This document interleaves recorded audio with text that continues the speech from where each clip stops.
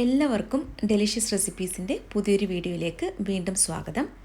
ഇന്ന് വളരെ ടേസ്റ്റി ആയിട്ടുള്ള രാജ്മ പുലാവുമായിട്ടാണ് ഞാൻ വന്നിരിക്കുന്നത്. ഇത് പ്രഷർ കുക്കറിലാണ് തയ്യാറാക്കിയെടുക്കുന്നത്. നമ്മുടെ ചാനൽ ആരെങ്കിലും സബ്സ്ക്രൈബ് ചെയ്യാതെയാണ് കാണുന്നതെങ്കിൽ ആ സബ്സ്ക്രൈബ് ബട്ടൺ ഒന്ന് പ്രസ് ചെയ്തിട്ട് അതിനടുത്തുള്ള ബെല്ലൈക്കൺ കൂടി ഒന്ന് പ്രസ് ചെയ്യാൻ മറക്കരുത്. അപ്പോൾ ഞാൻ പോസ്റ്റ് ചെയ്യുന്ന വീഡിയോയുടെ നോട്ടിഫിക്കേഷനൊക്കെ നിങ്ങൾക്ക് പെട്ടെന്ന് തന്നെ കിട്ടുന്നതായിരിക്കും.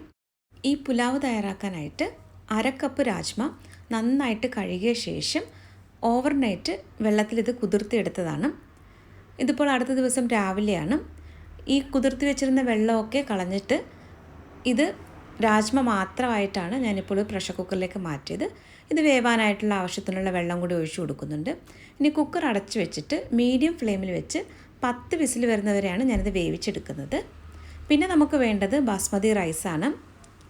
1 കപ്പ് ബാസ്മതി റൈസ് അരമണിക്കൂർ വെള്ളത്തിൽ കുതിർത്ത് വയ്ക്കുന്നുണ്ട്. ഇനിയിപ്പോൾ നമുക്കിത് എങ്ങനെയാണ് തയ്യാറാക്കുന്നതെന്ന് നോക്കാം. ഒരു പ്രഷർ കുക്കറിലേക്ക് നെയ്യാണ് ഞാനിപ്പോൾ ചേർക്കുന്നത്. ഇതിപ്പോൾ നിങ്ങൾക്ക് നെയ്യിൽ മാത്രമായിട്ട് തയ്യാറാക്കി എടുക്കാം. അതല്ല എന്നുണ്ടെങ്കിൽ കുറച്ച് നെയ്യും കുറച്ച് സൺഫ്ലവർ ഓയിലും കൂടി ചേർത്ത് തയ്യാറാക്കാം. ഞാനിപ്പോൾ 1 ടേബിൾ സ്പൂൺ നെയ്യും കുറച്ച് സൺഫ്ലവർ ഓയിലും കൂടി ചേർത്തിട്ടുണ്ട്. അടുത്തതായിട്ട് 1 പട്ട, 2 ഏലക്ക, 2 ഗ്രാമ്പൂ, 1 ബേ ലീഫ് ഇത്രയുമാണ് ചേർത്തത്. ചെറിയ തീയിലാണ് ഇപ്പോൾ വെച്ചിട്ടുള്ളത്. ഇനി ഇതിലേക്ക് നമുക്ക് 1/2 ടീസ്പൂൺ ചെറിയ ജീരകം കൂടി ചേർക്കാം. ഇതെല്ലാം നന്നായിട്ടൊന്ന് മൂപ്പിച്ചെടുക്കാം. ഈ ചെറിയ ജീരകം ഒന്ന് നന്നായിട്ടൊന്ന് മൂത്ത് വന്ന് കഴിയുമ്പോൾ 1 സവാളയാണ് ഞാൻ ചേർക്കുന്നത്. സവാള സ്ലൈസ് ചെയ്തിട്ടാണ് ചേർത്തിട്ടുള്ളത്. ഇനി ഈ സവാള നന്നായിട്ട് നമുക്കൊന്ന് വഴറ്റിയെടുക്കണം. ഇത് ചെറുതായിട്ടൊന്ന് വഴന്ന് വരുമ്പോൾ തന്നെ ഇതിലേക്ക് ഞാൻ 2 പച്ചമുളകാണ് ചേർക്കുന്നത്. 1 ടീസ്പൂൺ ഇഞ്ചി വെളുത്തുള്ളി പേസ്റ്റും കൂടി ചേർത്തിട്ടുണ്ട്. ഇഞ്ചിയുടെയും വെളുത്തുള്ളിയുടെയൊക്കെ ആ ഒരു പച്ചമണം മാറുന്നത് വരെ ഇത് നന്നായിട്ടൊന്ന് വഴറ്റിയെടുക്കാം. ഇനി ഇതിലേക്ക് നമുക്ക് 1/4 ടീസ്പൂൺ മഞ്ഞൾപ്പൊടിയും 1/2 ടീസ്പൂൺ വീതം കാശ്മീരി മുളക് പൊടിയും ഗരം മസാലയും കൂടിയാണ് ചേർത്തത്. ഈ പൊടികളെല്ലാം ചെറിയ തീയിൽ വെച്ചിട്ട് നന്നായിട്ടൊന്ന് മൂപ്പിച്ചെടുക്കണം. പൊടികളൊക്കെ നന്നായിട്ടൊന്ന് മൂത്ത് വന്ന ശേഷം നമുക്കിതിലേക്ക് തക്കാളി ചേർക്കാം. 1 തക്കാളിയാണ് ഞാൻ ഇതിലേക്ക് ഇപ്പോൾ ചേർക്കുന്നത്.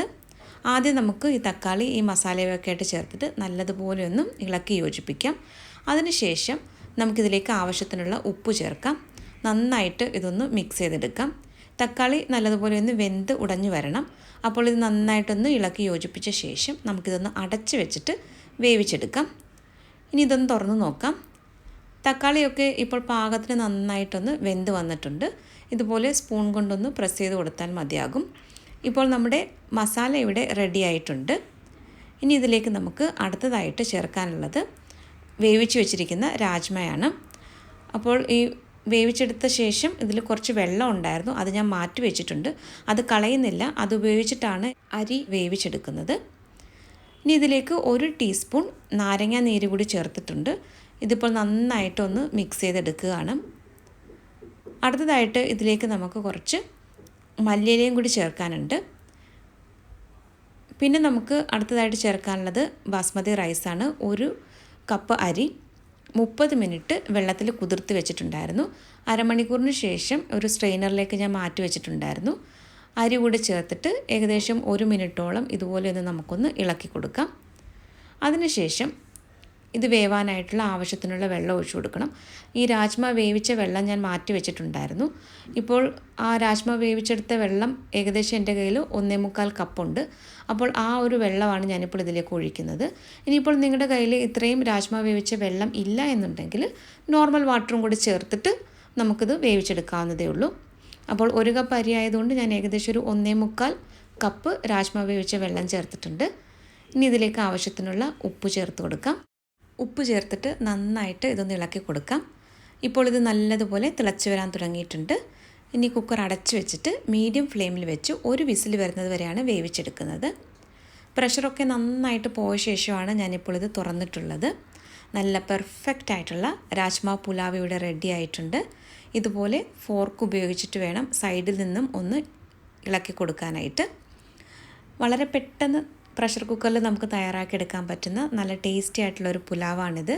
അപ്പോൾ ഇതുപോലെയൊക്കെ പ്രഷർ കുക്കറിൽ നമ്മൾ പുലാവ് തയ്യാറാക്കിയെടുക്കുകയാണെന്നുണ്ടെങ്കിൽ കൂടുതൽ പാത്രങ്ങളൊന്നും കഴിയേണ്ടി വരില്ല. ഈ ഒരു പ്രഷർ കുക്കറിലാണ് എല്ലാ കാര്യങ്ങളും ചെയ്തെടുത്തിരിക്കുന്നത്. അപ്പോൾ ഈ രീതിയിൽ നിങ്ങളൊന്ന് തയ്യാറാക്കി നോക്കിയിട്ട് നിങ്ങളുടെ ഫീഡ്ബാക്ക് കൂടി തരാനായിട്ട് മറക്കരുത്. അപ്പോൾ മറ്റൊരു നല്ല റെസിപ്പിയുമായിട്ട് വീണ്ടും വരാം. താങ്ക്